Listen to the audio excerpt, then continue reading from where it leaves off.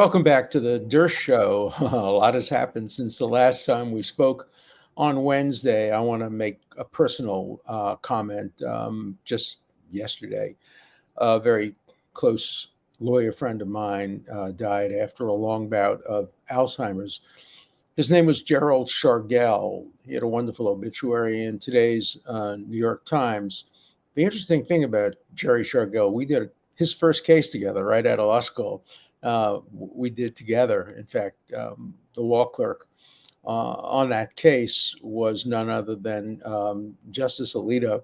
And he once told me that one of the reasons he became a criminal lawyer, he was a prosecutor, was because he saw me in action and Jerry Shargel in action, snapping victory out of the jaws of defeat. We helped our clients not spend a day in jail, even though they had been convicted and sentenced to many years.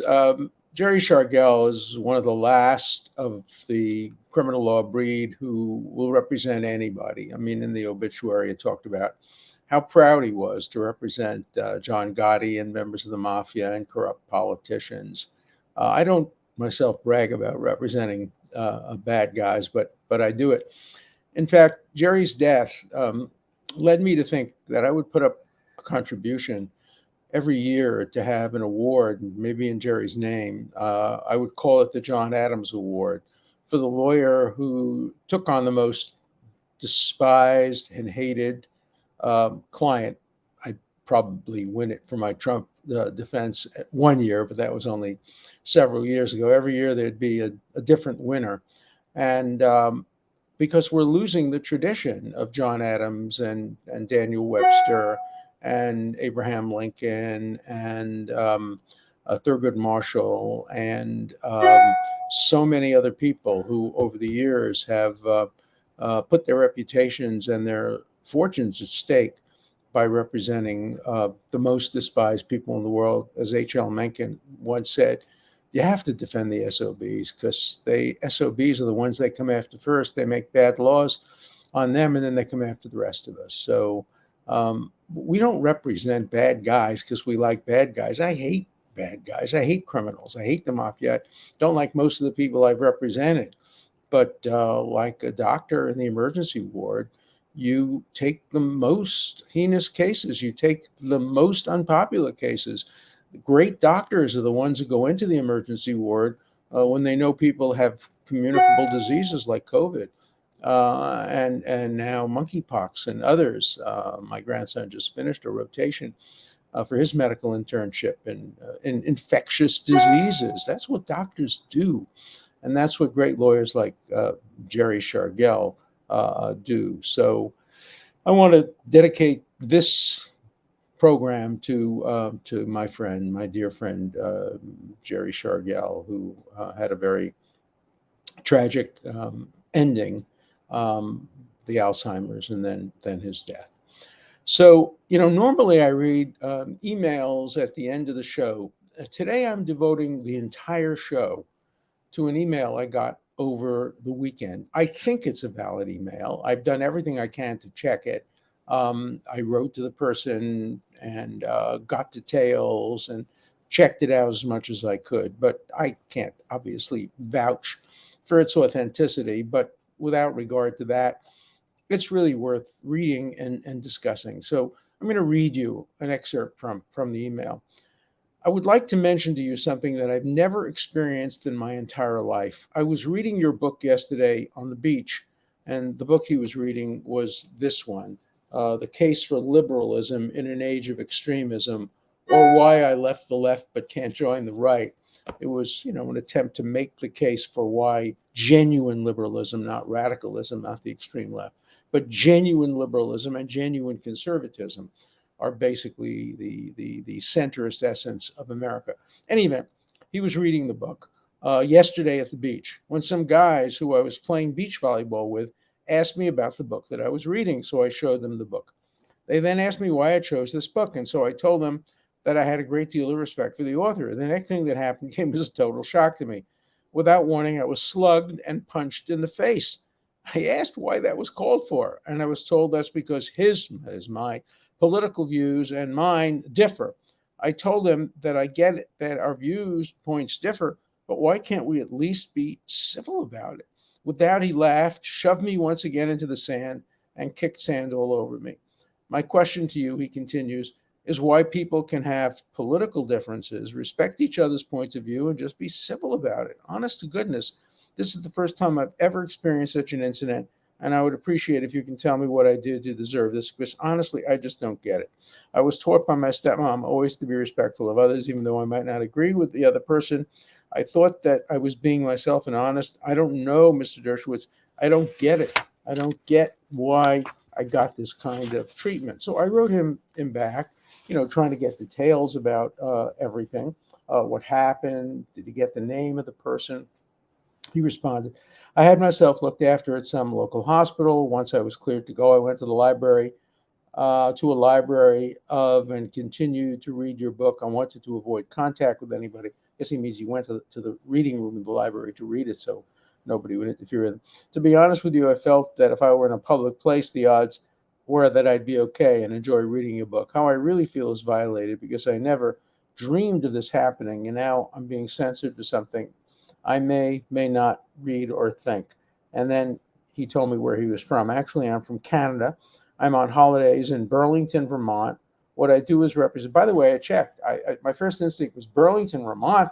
There's no beaches. There's no sand in Burlington, Vermont. Maybe he's making it up. Of course, I checked, and there's Lake Champlain, which has sandy beaches. I got the pictures, and I did the research I could do, and I found out what I could. And then I'm from Canada. I'm on holiday. What I do is I represent a textile kneading mill that is located just outside of LA, and I sell fabric material to clothing manufacturing companies who produce the garments. And goes on and on and on. And then he gives me permission to circulate the letter.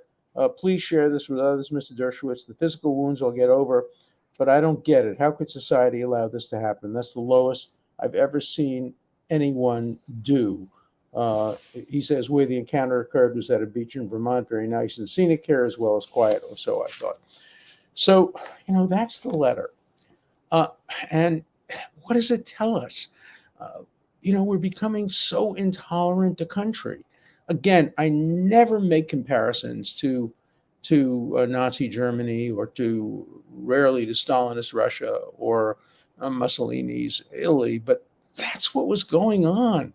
In countries like that, Nazis would come and beat up kids who were reading books that they disapproved of. And I'm sure there are people on the right who would do the same thing. And I don't know, by the way, whether this person was on the right or left. Remember, the book he was reading is The Case for Liberalism. The guy may have been a conservative and may have taken offense at liberalism, or he may have been a radical leftist, and he took offense to the fact that I wrote it and I said why I left the left and couldn't join the right. I don't know the answer to those questions. So consider it as if it were a law school hypothetical. What do you think of that? And what do you think it tells us about our society today, that people are willing to hit other people because of the books they read? Look, I remember having an experience where I wanted to hit somebody for his political beliefs. I think my wife will remember this. She's sitting next to me. Remember days when you actually had to stand in line in the bank? Yeah. So this was Bay Bank in Boston. I think it's now become Bank of America. I'm not sure. It's one of the big banks. But I was standing on line to deposit my monthly salary. Who's ever heard of anything like that today? But I was on the line, and the guy 2 places ahead of me on the line was wearing like one of these shirts, and he had tattoos all over his arm, no problem, except they were swastikas. And he had a hat on, which had a swastika. And the swastika on the hat was a pin. And so I walked over to him. I'm not a big guy, and he was a pretty big guy. I walked over to him and I said, "Sir, do you realize how offensive it is for you to be in a public place like this wearing a swastika? Do you know what the swastika stands for? Do you know what it did to my people and my relatives in Germany? Are you aware of how offensive what you're doing is?" He says, "F off, buddy." Whereupon I did a very stupid thing. I grabbed the pin off his hat and I stomped it on the floor, fully expecting that he'd punch me, and he ran off and he didn't punch me. I shouldn't have done it. He has the right to wear a swastika. I have the right to criticize his wearing the swastika, but I had no right to destroy his property. I didn't punch him in the mouth. I felt like it. And if I had been 6'4" and 230 and worked out, I'm not telling you here and now that I wouldn't have punched him, but I didn't. So I understand the instinct to punch somebody, not for reading a book like The Case for Liberalism, but for wearing a swastika. But that's an extreme case. But to punch somebody who's reading a book is just so un-American, and it's so typical of what's happening today in America. I think we're going to see a time when libraries are going to refuse to carry books that are controversial. Bookstores are going to do that. Look, I had a case some years ago where I had a favorite bookstore in Harvard Square that I used to go to. They always had magazines from all over the world, and I would spend a half an hour there thumbing through the magazines from France and Germany, and buying a couple of them. And one day, fortunately, I was not in the store at the time, but somebody shot a bullet through the window of the store in Harvard Square to protest the fact that among the magazines it sold under the counter was a Playboy magazine. And this was a feminist who was deeply offended by the fact that a bookstore would sell Playboy. And so she shot through the window.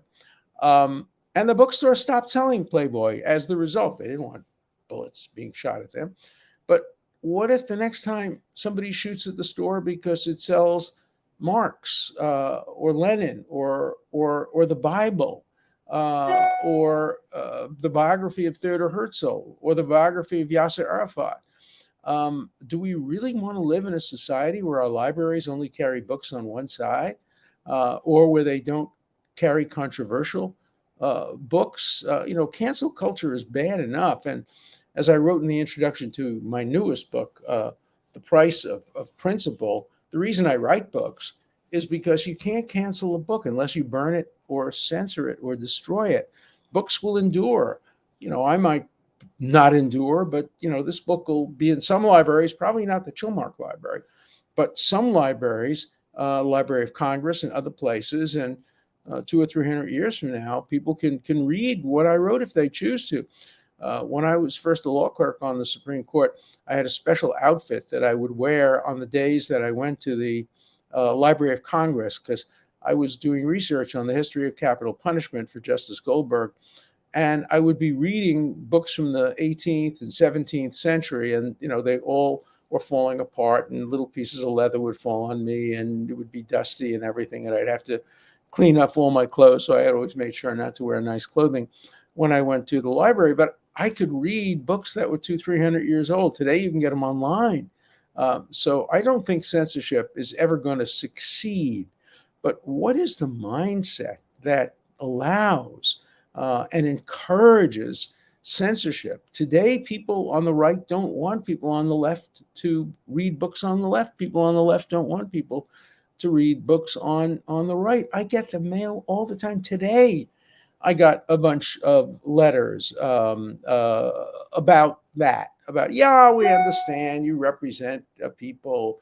In fact, I circulated the obituary about my friend Jerry Shargel, and the letters I got in response was, all right, that the mafia, that's one thing. Mass murderers, that's another thing. We understand that. Rapists, we understand that. But Donald Trump, how can you represent him?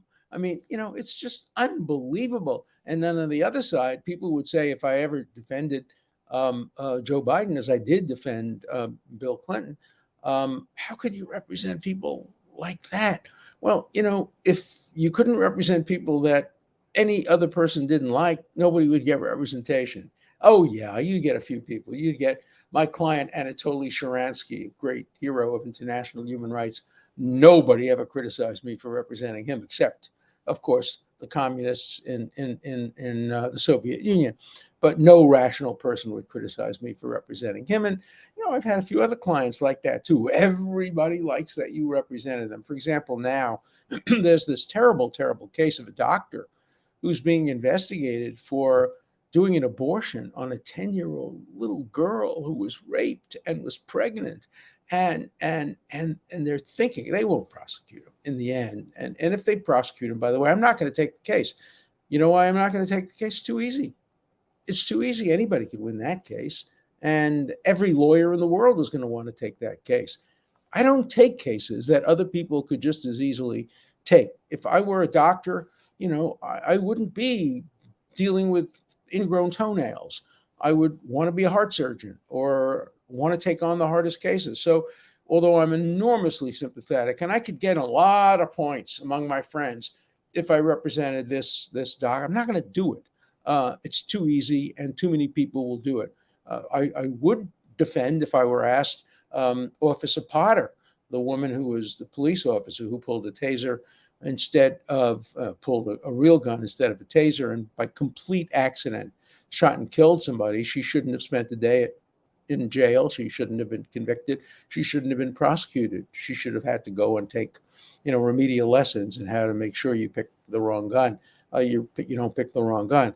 But those are the cases I take, and those are the cases I'm going to continue to take. If you want, there's a great line in the Reversal of Fortune, which my son Elon co-produced, and it has me, my character, played by actor Ron Silver, and the Von Bulow character played by another great actor. What's his name, Carolyn?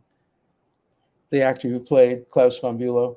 Yeah, Jeremy Irons. Jeremy Irons, yeah. My wife knows everything.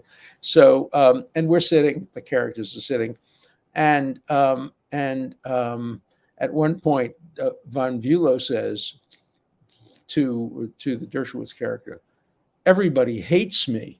And the Dershowitz character responds something like, "Well, that's a plus for me taking the case."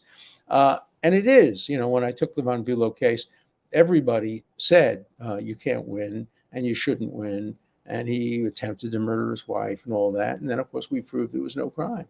And he was completely vindicated and acquitted unanimously in just a few minutes after he got a second fair trial after the appeal in the first trial. So, it's so important to maintain the presumption of innocence. It's so important to maintain free speech for thee as well as for me, due process for thee as well as for me. But we live in an age where that's not happening, where that's diminishing, where the ability to be neutral and objective is today regarded as a sin. If you mention the word meritocracy, that becomes a microaggression, maybe even a meritocracy. Judging people on their own merits instead of the color of their skin or their gender or their how can you do that? That's not fair. We don't want equality. We want equity. That's a new word, equity, which means inequality. But that's what we're pushing toward, creating inequality to overcome inequalities of the past. That's equity. It's kind of affirmative action in aspects of life beyond universities and charges. Maybe I'm a dinosaur, maybe I'm old-fashioned, but I'm here to defend the old values, real equality, judging people, as Martin Luther King said, on the quality of their character, not the color of their skin, admitting people to universities, not because their parents and grandparents went there, but because they've worked their butt off to get the highest grades in the class to get there. And even if they didn't have the highest grades, they've proved their ability in other ways. Meritocracy. Who could be opposed to meritocracy? I guess 20 years ago, if somebody got up and said, I don't believe in meritocracy, people would be shocked. How can you that's like not believing, in whatever, in the sun and the moon. Of course you have to believe in meritocracy. Today you can't believe in meritocracy. The world has turned upside down. I remember the Woody Allen movie I think it's Sleeper, where he gets up and he discovers that everything he's been told is wrong. That ice cream is actually very good for you. Orange juice is terrible. Uh, Big fat steaks will make you live forever. Chocolate cake, so sometimes I feel like that Woody Allen character. I've woken up in a world where so many of my values have today been turned into vices. And so many of the vices of the past have been turned into current day's values that it's frustrating. But I don't let frustration get me down. I fight back, and I'm going to continue to fight back. I'm going to fight for a world in which people are judged by the quality of their character, by their accomplishments.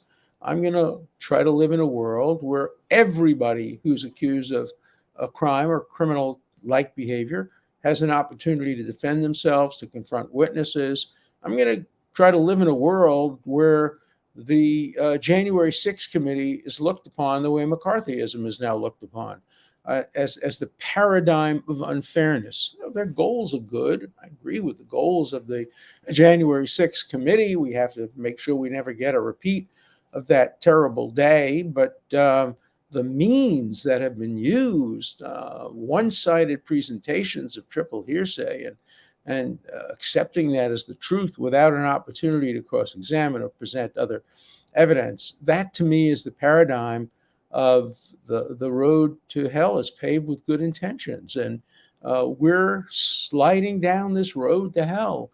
And it's so hard to combat because so many of the people who are building this road are well-intentioned.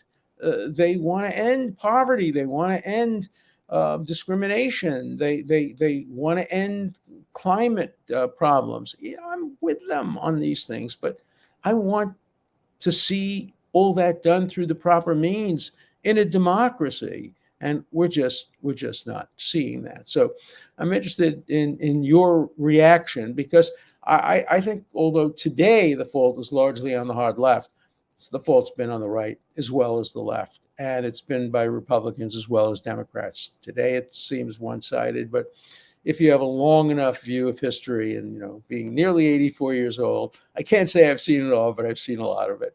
I lived through the Holocaust McCarthyism, the 1960s, the era of assassinations when John Kennedy, Robert Kennedy, Martin Luther King were all assassinated, the violence in colleges and all that. And now we're in a different world, which is very dangerous. I worry for the future of America, but I'm not going to sit back and worry. I'm going to do something about it. That's why I talk as I talk on the show. That's why I write 3 op-eds a week. That's why I'm halfway through my 51st book, and you're not going to shut me up so easily. All right, let's turn to some letters that we got over the past few days. Okay. I remember I talked about Israel on the last show, about whether Biden has done more good or harm. I think, by the way, he did more good than harm. I think he made it clear to the Palestinians, look, you want a state, you got to come and negotiate. You're not going to get a state by BDS. You're not going to get a state by terrorism. You're not going to get a state by calling Israel apartheid. The United States supports Israel. Now, Tom Friedman wrote in 2 days ago's Times that Joe Biden may be the last Democratic candidate for president who's ever pro-Israel, that the Democratic Party is turning against Israel in many ways, but Joe Biden has not done that. Did he do everything correctly? No, I don't think he should have taken down the Israeli flag when he went to East Jerusalem, but that's diplomacy. So here are some letters about Israel from Jefferson. Israel is not a baby anymore. The sovereign nation is over 70 years old. Israel can take care of itself. It does not require forced taxpayer funding. Private contributions are certainly permissible, but do not petition the U.S. government to act as an instrument of plunder to force American taxpayers to subsidize any foreign nation. I don't disagree with that approach. Israel gives more than it takes to America. Israel helped develop Iron Dome. Israel has provided America with extraordinary intelligence, and the vast majority of aid that Israel gets is aid given to help develop military technology, and it has to be spent on United States companies. Now compare that to the aid that's given to Egypt. It's just designed to keep the tyranny of Egypt uh, stable. Jordan, the same thing. The king of Jordan, who wouldn't know Jordan history if he fell over it. He's comes from a Saudi Arabian family, but the British imposed the Hashemite kingdom on Jordan, and Jordan gets enormous amounts of money from the United States. The Palestinian Authority gets a lot of money. So, if the United States wants to cut back on non-military aid to all the countries in the Middle East, it's certainly something to consider. But the myth that Israel somehow is dependent on American foreign aid, it is to some degree dependent on American military aid, but America is to some degree dependent on Israeli military technology. It's a wonderful partnership that has helped both countries enormously. Even in recent months, the United States and Israel together helped set back the Iranian nuclear program. They worked together militarily. And I think if you ask generals in the United States from both political parties or from no political party, they'll tell you that the one country in the world that is most essential to American technology and defense militarily is Israel. Okay. Next letter. Dershowitz gives us the example of Germany and Japan surrender at the end of World War II, and yet he has a conceptual problem. Namely, they were not invited to any negotiation table. Everything was imposed on them, and this is the way it's supposed to be. This is the way wars have ended. It's the way I see it. Dershowitz almost there, but not quite. Well, you got your history a little bit correct and a little bit wrong. Obviously, the peace was imposed on them. It was unconditional surrender, decided on at Yalta, rather, by Stalin and Roosevelt and Churchill. Unconditional surrender, no conditions, no negotiations. And that happened, and that was a great, great victory. But then we had the Marshall Plan. Remember, Hitler said, if we win the war and kill the Jews, Germany will be better off. Well, they didn't win the war, but they killed the Jews, and Germany was better off. Germany was rewarded for killing the Jews. 6 million Jews were murdered by Germany. And then Germany, the only country in Europe to get the Marshall Plan. They became the wealthiest and the most militarily adept country and armed country in all of Germany. So Germany didn't lose the war. Germany won the war. They just lost a lot of people and killed a lot of people. But in the end, they got exactly what they wanted. They became the strongest economy and the strongest military in all of Europe. The same thing is true of Japan. Japan, for a while, was the strongest economy in Asia. And although by its own self decision, it doesn't have an aggressive armed forces, it's now pretty mighty militarily, and it's there obviously to stand as a barrier to Chinese expansion. So, it's complicated. It's complicated. God, that's probably going to be on my tombstone. It's complicated. It's not easy. I mean, the one thing I think I'm good at is taking complex issues and trying to simplify them in my writing and make them easily amenable to public debate. But at the same time, you have to understand the complexity. I argue that first complexify, then simplify, only after you've considered all the complexities of a given issue. Okay. Following your advice triggered my post from last Monday. In the better case, we should be anticipating more of the same. One can only hope he will follow Trump's new paradigm promised on the idea that the victors get to say how the wars end. Avi Ibn, after the Six-Day War, famously said, "This is the first war in history of mankind when on the morrow of the victory, the victors are asked for a compromise solution." Israel asked for a compromise. They were willing to create a two-state solution at that point. But the losers are demanding unconditional surrender. That's absolutely true. Look, I think Israel made a mistake at the end of the 1967 war. I wrote about it, and I worked on it with Justice Goldberg, who was then at the United Nations. My argument is Israel should have imposed a two-state solution in the Middle East. That is, it should have captured and kept the land that was necessary for its own self-defense, the Golan Heights, and the areas outside of Jerusalem that are necessary to protect Jerusalem. should have unilaterally annexed them as the spoils of victory of a defensive war, but it shouldn't have sent settlers into the areas that it militarily occupied. Every country in the world is entitled to occupy another country militarily until all hostility ceased. The United States militarily occupied Germany. The United States militarily occupied Japan. Actually, Germany was occupied by 4 countries: France, England, the United States, and Russia, Soviet Union. But then, they stopped fighting. And once they stopped fighting, the military occupation ended after a few years. Israel is different because the terrorists haven't stopped fighting. Yesterday, rockets were sent from the Gaza. Israel nonetheless ended the occupation of Gaza Strip, foolishly in my view. I supported it at the time. I was wrong. Israel should have maintained troops in the Gaza Strip to prevent it from becoming a terrorist enclave.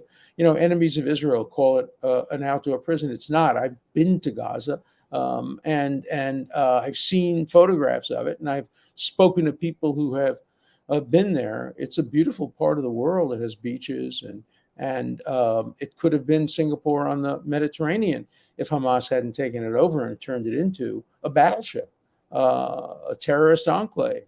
Don't blame Israel for that.